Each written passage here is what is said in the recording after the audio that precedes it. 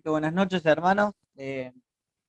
La verdad que eh, quería aprovechar este tiempo de jueves y justo coincide que el tema de esta noche está vinculado a lo que comentó Diego y tomémoslo para los que lo tienen en claro como un repaso, para los que no, como un aprendizaje y los que es totalmente nuevo como una enseñanza que les puede servir para poder visualizar, para poder comprender, para poder proyectar su vida cristiana de la manera correcta. Vamos a orar primeramente y luego vamos a ir con nuestras Biblias, pueden ir buscando si quieren antes de orar el Romanos capítulo 12. Pero antes de leer, antes de cualquier cosa, vamos a encomendarnos al Señor. Así que oramos. Dios y Padre, Señor, queremos agradecerte primeramente por este tiempo, queremos pedirte que sea tu Santo Espíritu el que nos enseñe y Dios Santo. Realmente anhelamos aprender, anhelamos ser confrontados, desafiados, exhortados, alentados, Señor. Cuántos distintos, variados y beneficiosos efectos tiene tu palabra en nuestra vida, Señor. Te damos gracias por esto. Utiliza a tu siervo en esta noche, Señor. Utilízame para poder exponer con claridad, Señor, que sea tu Santo Espíritu el que impacte en los corazones, tu palabra viva, la que penetre y que realmente, Señor, independientemente de mis falencias, de mis limitaciones, Señor, propias de esta condición caída, eh, Señor, que realmente podamos ser todos beneficiados. Dejamos en tus manos este mensaje, dejamos en tus manos la exposición y anhelamos ser enseñados por ti. En el nombre de Cristo Jesús, amén. Bien, leemos. Romanos capítulo 12 es una porción muy conocida. Los que venimos hace mucho a la iglesia nos hicieron memorizar este capítulo. ¿Se acuerdan que nos hacían memorizar? Yo era chiquitito y hubo un concurso en el que había que memorizar del 1 hasta el 10, 12, no me acuerdo cuánto, pero la verdad que fue un lindo desafío. Hace mucho no hacemos desafíos de memoria, así que en cualquier momento se vienen desafíos para la iglesia. Dice Romanos capítulo 12, versículo 1. Así que, hermanos, os ruego por las misericordias de Dios que presentéis vuestros cuerpos en sacrificio vivo, santo, agradable a Dios, que es vuestro culto racional. No os conforméis a este siglo, sino transformaos por medio de la renovación de vuestro entendimiento, para que comprobéis cuál sea la buena voluntad de Dios, agradable y perfecta. Digo pues, por la gracia que me es dada a cada cual que esté entre vosotros, que no tenga más alto concepto de sí que el que debe tener, sino que piense de sí con cordura, conforme a la medida de fe que Dios repartió a cada uno. Porque de la manera en que en un cuerpo tenemos muchos miembros, pero no todos los miembros tienen la misma función, así nosotros siendo muchos somos un cuerpo en Cristo, y todos miembros los unos de los otros. De manera que teniendo diferentes dones, según la gracia que nos es dada, si el de profecía, úsese conforme a la medida de fe, si de servicio en servir, el que enseña en la enseñanza, el que exhorta en la exhortación, el que reparte con liberalidad, el que preside con solicitud, el que hace misericordia con alegría. El amor sea sin fingimiento, aborrecer lo malo, seguir lo bueno, amaos los unos a otros con amor fraternal, en cuanto a honra, prefiriéndonos los unos a los otros. En lo que requiere diligencia, no perezosos, fervientes en espíritu, sirviendo al Señor, gozosos en la esperanza, sufridos en la tribulación, constantes en la oración, compartiendo para las necesidades de los santos, practicando la hospitalidad. Vamos a cortar ahí, aunque está para seguir, vamos a cortar hasta practicando la hospitalidad. ¿De qué vamos a hablar en esta noche? Vamos a hablar de la iglesia, pero no solo una iglesia cualquiera, sino la iglesia sana, una iglesia sana. Si quieren poner un título, una iglesia sana. La idea es que podamos hacer un repaso y enseñar, exponer cómo debe funcionar una iglesia sana. Comprender verdaderamente qué es la iglesia, para que entendamos el porqué de muchas de las cosas que comentó Diego en la introducción, en este comentario, en estos anuncios que él tuvo. El hecho de que el templo esté cerrado no quita la presencia de una iglesia, y lo vamos a ver y vamos a entenderlo y vamos a aprender. Así que lo primero que tenemos que hacer es ir al comienzo de la iglesia, para definir luego la iglesia. Hechos capítulo 2, versículo 41. Vamos al libro de Hechos capítulo 2, versículo 41.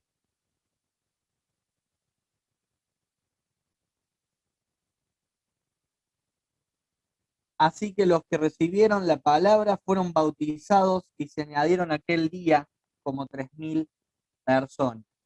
Si ustedes se fijan, Hechos capítulo 2, versículo 41 dice se añadieron. O sea que no podemos encontrar el comienzo ahí, ¿sí? Pero ya nos encontramos en los albores. ¿Se añadieron a quién? Vamos un poquito más atrás. No hay tiempo para leerlo todo, pero el capítulo 2 del libro de Hechos nos habla y nos relata el descenso del Espíritu Santo, la venida del Espíritu Santo, mejor dicho.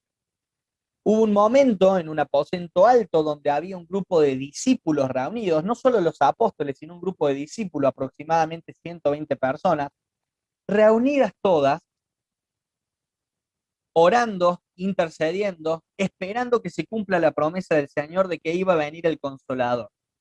En ese momento, y el relato lo conocen muchos, y si no los invito a leerlo, desciende la presencia del Espíritu Santo en forma de lenguas de fuego sobre ellos.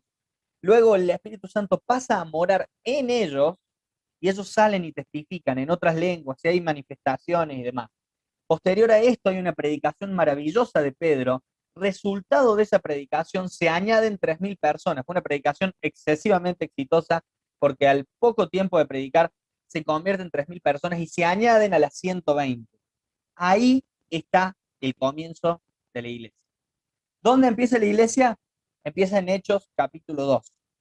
Antes no había personas salvas, sí las hubo. Es para hablar en otro tema, es para definir en otras cosas, en otro momento, en otro estudio.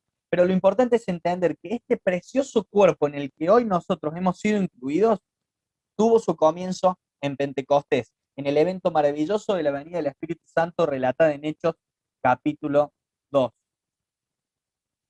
Ahí, vos sabés que lo tenés que hacer vos porque no estoy transmitiendo yo. Me va a poner, viste, el hablante a mí solo. Perdón, hay a ver, disculpen. Un temita técnico. Decime si ahí te deja.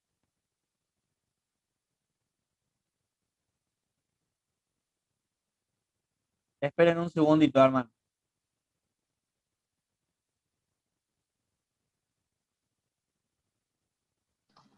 Ahora sí, Jere, dale nomás.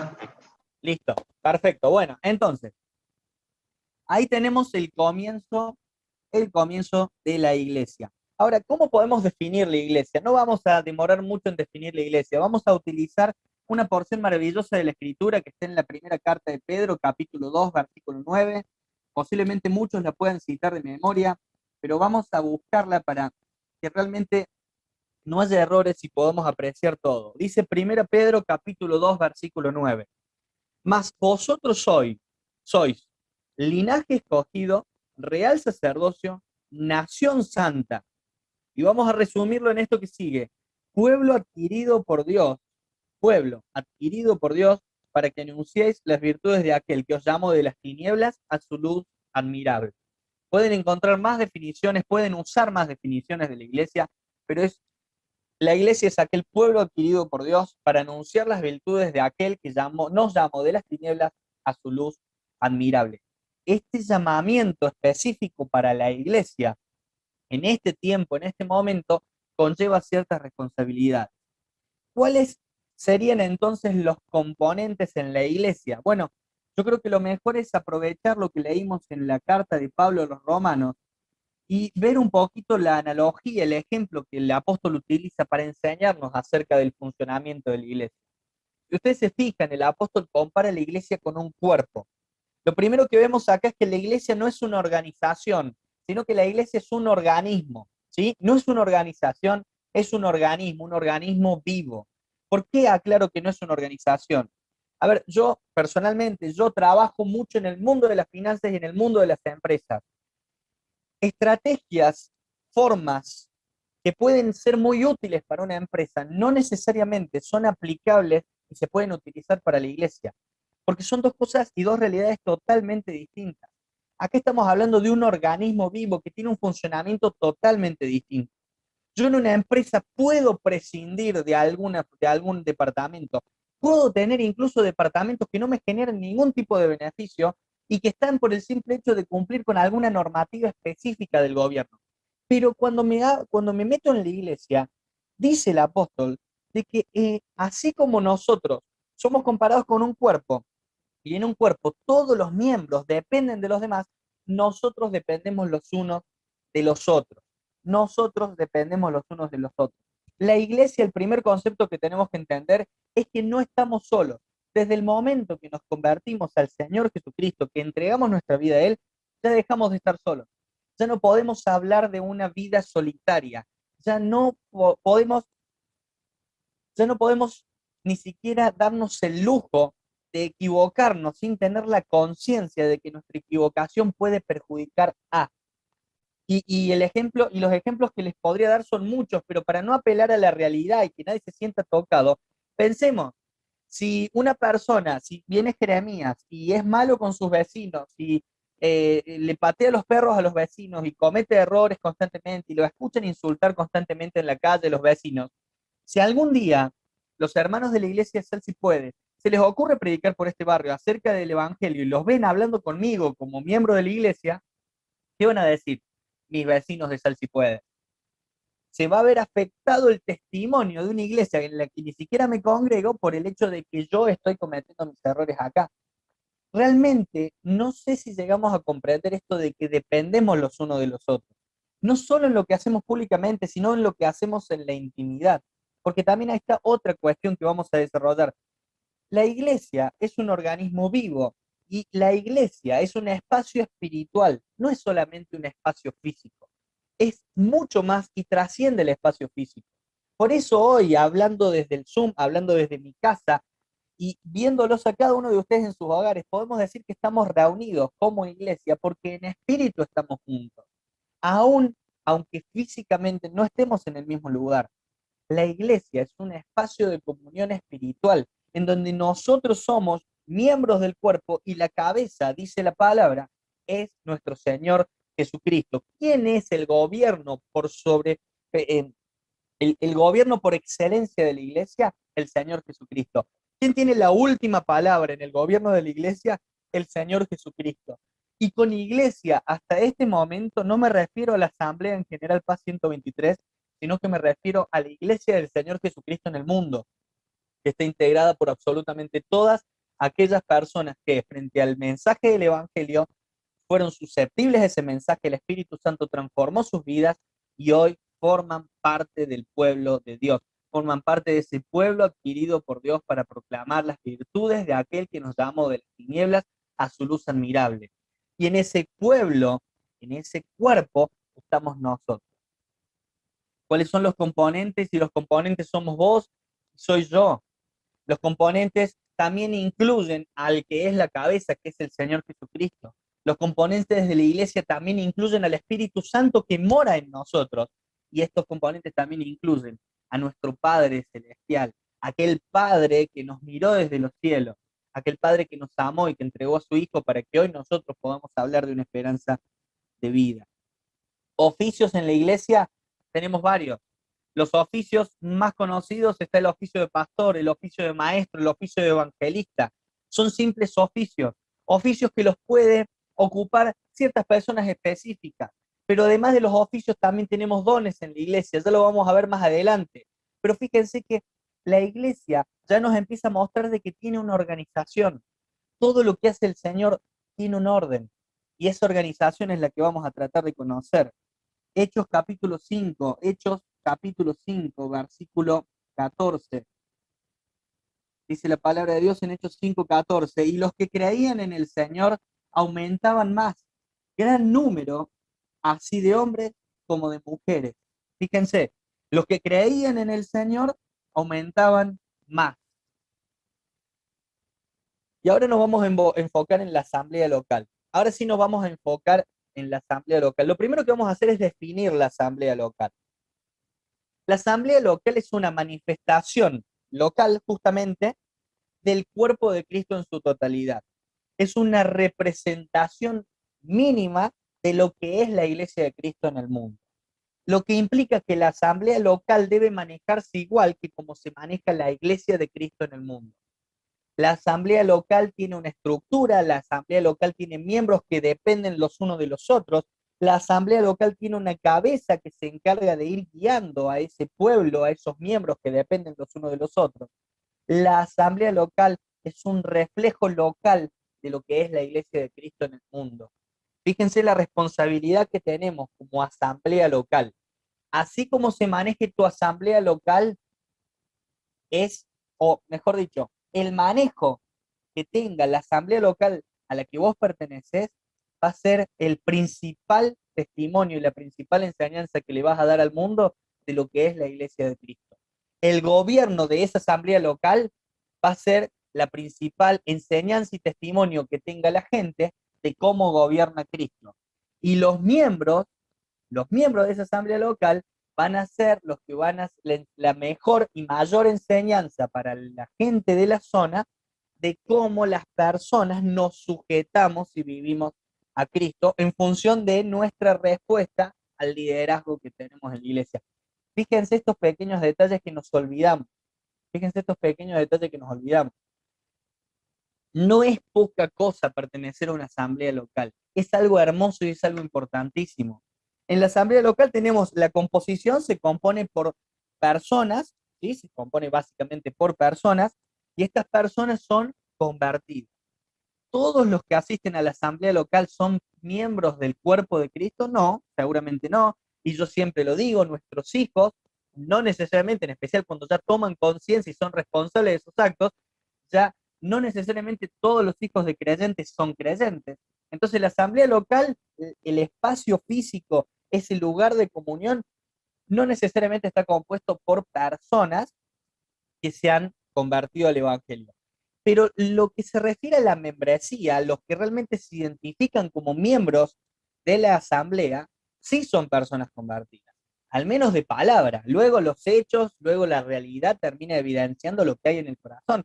Pero por lo menos de palabra hay una profesión de una fe, hay una salvación del alma, posteriormente luego hay un bautismo por inmersión y finalmente lo que se espera de cualquier persona convertida es un testimonio de vida limpia. Como iglesia tenemos ciertas responsabilidades. Entre estas responsabilidades está el hecho de que todos hemos sido llamados a cumplir con un sacerdocio. Fíjense la definición de iglesia que encontramos en la palabra. Nosotros somos una nación santa, un real sacerdocio, reyes y sacerdotes, como quieran visualizarlo. Reyes y sacerdotes dice Apocalipsis, real sacerdocio dice Pedro, es más acertada esa traducción. Nosotros somos sacerdotes. ¿Y qué es un sacerdote? En función de lo que nos enseña la Biblia y la misma práctica en la diaria nos lo muestra, es alguien que intercede por, es alguien que se encarga de oficiar en el lugar de comunión, oficiar o en el lugar de culto. Todos nosotros somos sacerdotes, desde el miembro con más tiempo en la iglesia hasta el miembro más nuevo. Todos somos sacerdotes. Todos hemos sido llamados, todos debemos ser limpios, todos debemos ser vestidos con la armadura de la fe que nos dice Efesios 6:10, y lo que sigue, todos debemos estar consagrados. Fíjense los ejemplos que nos dejó la Biblia y el Espíritu Santo no es caprichoso cuando nos deja una enseñanza. Cuando el Espíritu Santo nos mostró la forma en la que quería que se lleve a cabo el sacerdocio en la antigüedad para los judíos, la consagración estaba mucho antes del tiempo de servicio. Y la consagración estaba antes de cualquier tipo de intento de ofrecer una adoración a Dios. El sacerdote debía estar limpio, vestido y consagrado antes de servir a Dios. Ese es el orden que nosotros manejamos. Llamo a la intimidad, no llamo a la iglesia, llamo a la intimidad. Ese es el orden con el que vos encarás el año, los ministerios, los servicios. Llamamiento, limpieza, vestido y consagración. El funcionamiento de la iglesia. Bueno, lo primero que encontramos en el funcionamiento de la iglesia es lo que se refiere a la recepción de personas, de miembros y luego la comunión. Lo primero que tiene que tener una persona es comunión con Dios. Si vamos a hablar de personas que pertenecen a la iglesia, primero tienen que tener comunión con Dios. Pero así como tienen comunión con Dios, y nos lo enseña el apóstol Juan, los que tienen comunión con Dios, sí o sí, indefectiblemente, tienen comunión con los otros. ¿sí? El hermano que se lleva mal con los otros hermanos no puede tener buena comunión con Dios, ¿sí? Y el hermano que no se lleva bien con Dios no puede tener una comunión real con los hermanos, ¿sí? ¿Queda claro? No lo dice Jerez, lo dice la palabra. Busquen la primera carta del apóstol Juan y se van a dar cuenta, así como hay muchas cartas. La comunión con Dios sí o sí significa buena comunión con los hermanos. Si una de las dos cosas no está, la otra no existe. Llamados de alerta, que no podemos definir porque el corazón lo conoce solo Dios, pero sí son alertas bíblicas. Si vos ves a alguien que se lleva mal con Dios y muchos que se llevan bien con ese o esa, es muy probable que esos también estén mal con Dios. Fíjense, son pequeños llamados de alerta que podemos utilizar para el tema del funcionamiento de la iglesia. Luego de la recepción, luego de la comunión, de este espacio de coinonía, de común unión en el que nosotros compartimos y estamos unos con otros, hay dos ordenanzas específicas que nos dejó el Señor Jesucristo. Una de estas ordenanzas pueden encontrar en Mateo 28:19, o ir a 1 Corintios capítulo 11, versículo 23, perdón, a Hechos capítulo 2, verso 38, es el bautismo, que nosotros puntualmente lo practicamos por inmersión, hay una explicación, hay un porqué, hay una justificación bíblica, no es tema de este tiempo, pero es el bautismo. Ahora, ¿qué es el bautismo? El bautismo es un simbolismo, un acto simbólico que le dice al mundo lo que sucedió en mi corazón, lo que sucedió en mi interior, lo que sucedió en mi vida. El bautismo no salva, el bautismo no consagra, el bautismo no hace nada más que testificar al mundo, ¿sí? Sepamos entender esto. El bautismo no tiene un efecto mágico sobre el creyente, sino que ese efecto mágico ya tuvo lugar. En el bautismo, nosotros que lo practiquemos por inmersión, simbolizamos en, al sumergirse la persona, la muerte, la sepultura, morimos a este mundo y luego la persona sale, nacemos a una novedad de vida, a una nueva vida, somos nuevas criaturas. Eso decimos en el bautismo. Y con el bautismo también decimos otra cosa. El bautismo es un acto de identificación. Nosotros nos identificamos primero con el Señor Jesucristo porque decimos que morimos con Él y resucitamos con Él. En el bautismo nos identificamos con la Iglesia Universal de Cristo, con toda la Iglesia de Cristo, todos los miembros que hay en todo el mundo de la Iglesia del Señor Jesucristo. Y en el bautismo nos identificamos con la asamblea local en donde nosotros estamos siendo enseñados, guiados e instruidos. Fíjense, es un acto simbólico de nuestra realidad interior, de algo que ya pasó con anticipación, y es un acto de identificación. La otra ordenanza que hay en la Biblia es la cena del Señor, la práctica de la cena del Señor. El Señor dijo, haced esto en memoria de mí. ¿Y qué hacemos? Compartimos un tiempo especial destinado a la adoración a nuestro Señor Jesucristo, a través de cántico, a través de la palabra del Señor y a través del partimiento del pan y compartir la copa y a través de la ofrenda, ¿sí? Todas esas cosas forman parte de ese tiempo de recordación de nuestro Señor Jesucristo. Son las únicas dos ordenanzas específicas, las únicas dos cuestiones litúrgicas que se le han impuesto a la iglesia y que la iglesia debe cumplir con la periodicidad que coincide. Luego está el tema del culto en la iglesia. Hay mucho para hablar respecto al tema del culto en la iglesia. La primera carta de Pablo a los Corintios es quizá la más útil para estas cuestiones porque era una iglesia muy desordenada y Pablo busca ordenarla. Y bueno, todos los consejos que Pablo le da a esa iglesia desordenada los podemos usar el día que encontremos ya sea desórdenes en la iglesia o que no sepamos cómo actuar frente a ciertas circunstancias o situaciones. Lo importante que tenemos que entender es que desde el primer espacio de la Biblia hasta el último, el culto a Dios fue algo importante. La alabanza, la adoración, la exposición de la palabra, todo formó parte constante del vínculo entre el siervo, entre el hijo y su padre. Y la iglesia no escapa a esta responsabilidad. No hay leyes respecto al tiempo, no hay leyes respecto al cuándo, no hay leyes respecto a nada. Las estructuras son útiles y nos sirven para mantener un orden, ¿sí? Tenemos un Dios de orden y está bueno mantener un orden, pero las estructuras son solo eso, estructuras. Las únicas dos ordenanzas, cena y bautismo. Si la reunión se hace en la asamblea, en el templo, en el lugar físico de General Paz 123, o se hace por una cuestión de una pandemia desde nuestros hogares, no cambia la realidad del culto y no atenta contra la enseñanza escritural de lo que es la iglesia. Seguimos siendo iglesia desde nuestros hogares. ¿Es lo ideal? No. Lo ideal es vernos. Lo ideal es poder saludarnos. Hay una enseñanza en la Biblia hasta de saludarnos con un beso, saludarnos de manera afectuosa, de manera cariñosa. ¿Es lo ideal esto? No. Pero no atenta contra la iglesia, contra la comunión, contra la posibilidad de seguir dando testimonio del Señor. Seguimos porque la idea es avanzar y terminar rápido. El gobierno de la iglesia. Vamos a simplemente mencionar dos cuestiones específicas.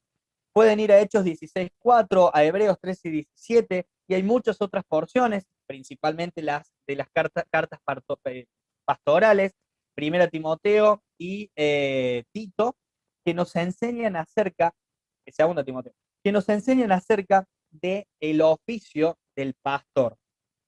La actividad básicamente de aquel que está liderando la asamblea local, que tiene autoridad delegada por el Señor Jesucristo y oficia como aquel que en la iglesia da testimonio de cómo el Señor gobierna la iglesia, es pastorear y apacentar, vigilar o velar, orientar, encaminar, presidir o ir adelante, fíjense, presidir o ir adelante, trabajar laboriosamente, administrar o hacer de mayordomo. Esa es la actividad en sí del que está al frente o de los que está al frente. Nosotros entendemos que es sano y es útil que exista un cuerpo de ancianos, por lo menos más de uno, para que todo sea más sano y útil. No es pecado que haya uno solo, no se va a caer una iglesia porque haya uno solo, pero entendemos que es útil y sano en función de todas las labores que hay, que sea más de uno.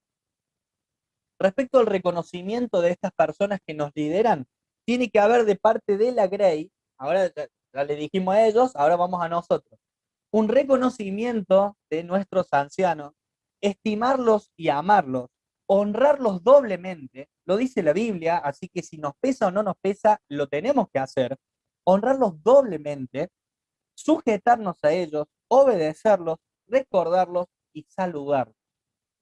Y no voy a leer el texto, pero hay un texto que dice, básicamente, no seamos molestos, no seamos una carga para nuestros ancianos, de forma tal de que ellos terminen renegando del ministerio que realizan. Hermanos, nos llamo a un análisis en lo personal de esto. Ministerio de la iglesia. Hay dos partes, dos patas en lo que se refiere al ministerio en la iglesia. La parte espiritual se refiere a los dones espirituales y acá lo vimos, fíjense en Romanos capítulo 12, es muy claro. ¿Y qué voy a sacar solamente de este tema? Porque el tema dones da para una serie de estudios. Fíjense que dice, el de enseñar en la enseñanza, el de exhortar exhortando, el pastor pastoreando. Hermanos, sepamos buscar nuestro lugar y ocupar nuestro lugar. Y valorar que tenemos un lugar. Disfrutar que tenemos un lugar. ¿Tenemos el don de enseñanza? Usémoslo. No lo tenemos, usemos el que nos dio el Señor. El Señor repartió con liberalidad los dones. Nos ha dado una capacidad sobrenatural a todos los miembros de la iglesia y debe estar a disposición de la iglesia. Se tiene que poder utilizar. Esa es la parte espiritual. Se refiere al ejercicio de los dones. Y luego hay una parte material o práctica que ya tiene más que ver con la cuestión organizativa de la iglesia, que está supeditada a lo que en la Biblia encontramos definidos como diáconos. Aquellos que son colaboradores de los ancianos, que están un poquito más en la cuestión operativa de la iglesia, para que los ancianos puedan estar ocupados más en la cuestión espiritual de su rol, ¿sí? El anciano no es que no va a poder ocuparse de las cuestiones operativas, pero lo ideal es que tengamos a nuestros pastores ocupados de nuestra salud espiritual y que haya un grupo de personas que le colaboren en las cuestiones operativas sin que esto atente ni ponga a uno por encima de otro. Cuando en Hechos capítulo 6 había cierto grado de desorden y los apóstoles que tenían que alimentar espiritualmente a la iglesia estaban teniendo que ocuparse de todo, dicen, busquemos hombres sabios que nos ayuden y puedan ocuparse de aquellas cosas que no son menores, que no se nos va a caer nada por hacerlo, pero no es nuestra labor. Dejemos eso para estas personas y esto y nosotros a lo que nos corresponde. Luego está el tema de la disciplina en la iglesia. La disciplina en la iglesia es un tema interesante, pero vamos a ver solo cosas específicas. La disciplina se refiere a la posibilidad que ha dado Dios, que ha delegado Dios en las autoridades de la iglesia, y no solo en las autoridades de la iglesia, sino también en los mayores, también en los padres para con sus hijos y demás, ¿en qué? En corregir, en guiar, en buscar la corrección y la restauración de la persona. Lo primero que tenemos que entender es que se disciplina al indisciplinado. La persona que es disciplinada no necesita que se lo discipline. Yo que no practico deporte y que como desordenadamente, entonces necesito que se me discipline. Pero si viene acá una chica fitness que come bien y que hace deporte, no necesita que alguien venga y le corrija su alimentación. Lo necesita el que lo hace mal. ¿Cuál es el propósito de la disciplina en la iglesia, la corrección? Bueno, es la restauración, primero, restauración de la persona significa, mira, como te equivocaste, has dejado de estar en ese lugar de privilegio, de testimonio, de luz para el mundo, necesitamos ayudarte a que vuelvas a ese lugar. La restauración siempre busca que la persona vuelva al lugar de donde cayó. Resguardar a la iglesia, hay que cuidar a la iglesia porque como somos miembros los unos de los otros, el indisciplinado atenta contra el resto y conservar la santidad del nombre de Dios. Casos de indisciplina, y ya vamos terminando, no se preocupen, casos de indisciplina. A veces cuando nosotros hablamos de la disciplina en la iglesia siempre pensamos de manera directa en las cuestiones morales. Y sí es cierto, los pecados morales se tienen que juzgar. Lean 1 Corintios capítulo 5. Los pecados morales en todas sus formas se tienen que juzgar, pero cuando vamos al texto sagrado, hay más textos que condenan otras cosas que a veces nosotros practicamos. Lo primero y más peligroso que hay en la iglesia son las conversaciones perniciosas, el chusmerío barato, voy a hablar así, el chusmerío barato, ese va y viene, el lleva y traiga. Segundo, la conducta ociosa. Leímos en Romanos capítulo 12 de que hay que tener una actitud diligente. El vago no va. Fíjense, no tocamos los pecados sexuales todavía. No llegamos a eso porque hay cosas todavía más graves. Entre ellas, la conversación perniciosa, la conducta ociosa, los ofensores desaprensivos, las personas que les encanta atentar con sus palabras contra otros. La carta de Santiago nos dice lo peligrosa que es la lengua y el Señor Jesucristo nos enseñó lo que significa cuando uno habla mal del otro, que es lo mismo que atentar contra el mandamiento del no matarás.